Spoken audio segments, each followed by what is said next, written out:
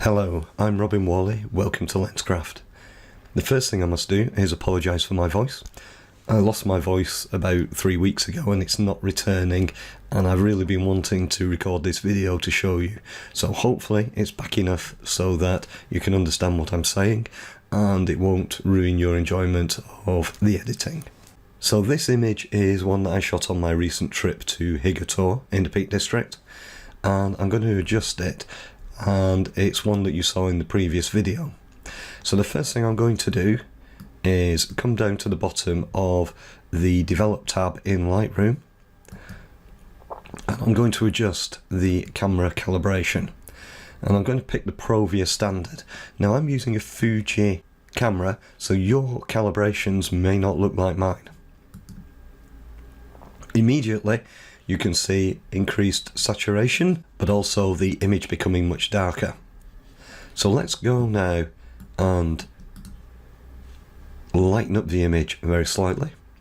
We'll use the exposure tab and we'll open up the shadows slightly. We don't want to open the shadows too much or it will ruin the appearance of the image. We'll also lighten the areas of the whites and highlights slightly. Now that actually is making the sky look a little too light, so I'm going to darken the sky down. First off, I'll make a selection with the gradient tool and just reset the exposure there, and I'll show the selection with the mask.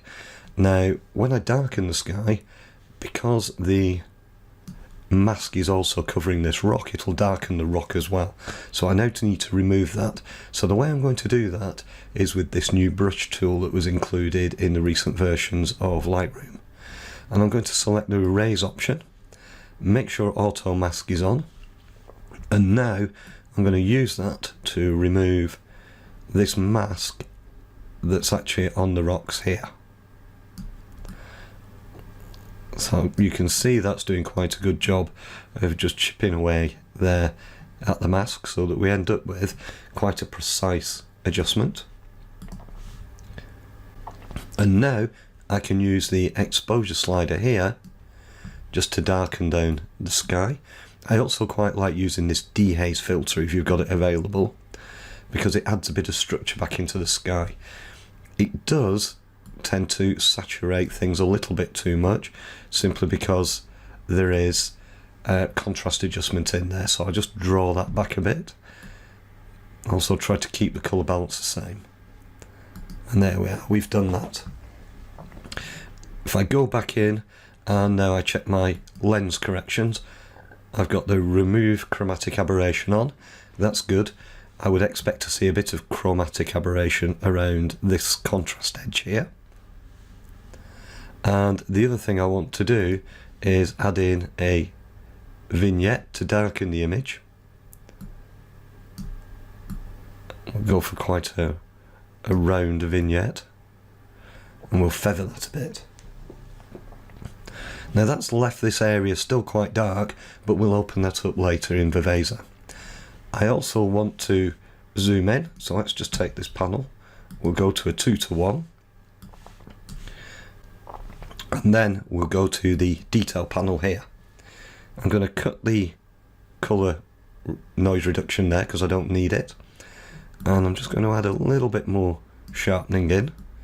We'll reduce the radius. I'll just add a little bit of detail in. I don't want to do too much sharpening at this point because it can lead to quite a wiggly pattern that appears on the Fuji raw files. Okay, I'm now happy with this, so I'm going to now export this to edit it in Adobe Photoshop. Okay, we have the image now in Photoshop, so the first thing I want to do is work on this in Viveza, and I'm going to tackle some of the areas here that I don't like very much. The first one is this area here, which is too dark, so I'm going to add a control point onto that. I will check my selection, there we are, and now I'm just going to use the shadow adjustment to open it up. I'm also going to increase the contrast a little bit. It's a little bit too much shadow there. And also the structure into that area. Let's reduce the brightness just a little bit as well. Okay, I'm happy with that. Now, one of the other things I like to do with the Fuji files, we just zoom in here, is add an adjustment onto the rocks and just use this structure slider here. And when you do that, it really tends to sharpen up and bring out the detail in the rocks. The other adjustment I'm going to do is just to improve the colour in the sky. We'll use the warming slider just slightly. Add a little bit of saturation in there. And then on the blue part of the sky, we'll make a selection and we'll add contrast in and a little bit of structure as well. And I think we probably need to remove a little bit of red. We'll now duplicate this and just add in over here as well. Final adjustment, I'm just going to select the brackens down here, add in some contrast, add in some structure and just warm that up as well. That's now looking quite good. Let's just have a look in the split screen. So there you are, you can see the difference immediately. Let's now click OK and go back to Lightroom. The other thing on here is that I want the rocks to be a little less blue in colour. So I'm going to use the Color Effects Pro for this.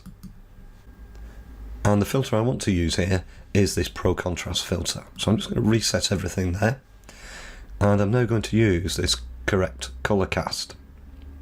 And immediately that sends the rocks a bit more green as they were at the time, but it affects the sky as well, and I don't want that. So I'm just going to use this control point to just select the rocks with the adjustment.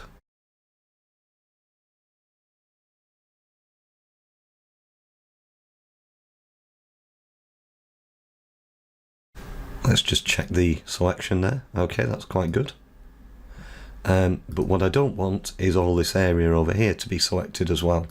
So let's use the negative control point.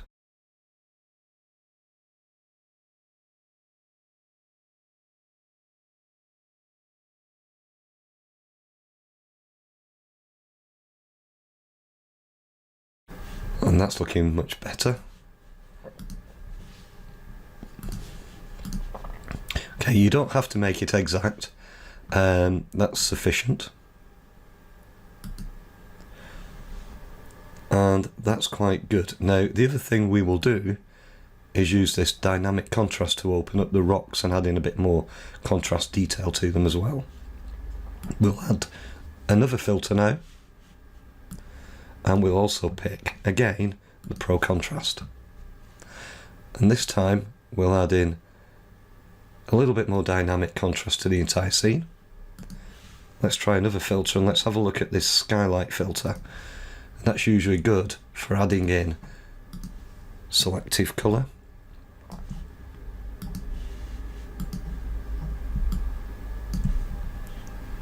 I'm just going to reduce the opacity down on that one so it's not quite as strong.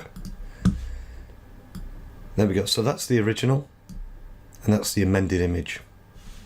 I like that, but overall the image is looking a little bit too light now. So I'm going to add a levels and curves adjustment and use that just to darken down the image ever so slightly. And there we have the finished image.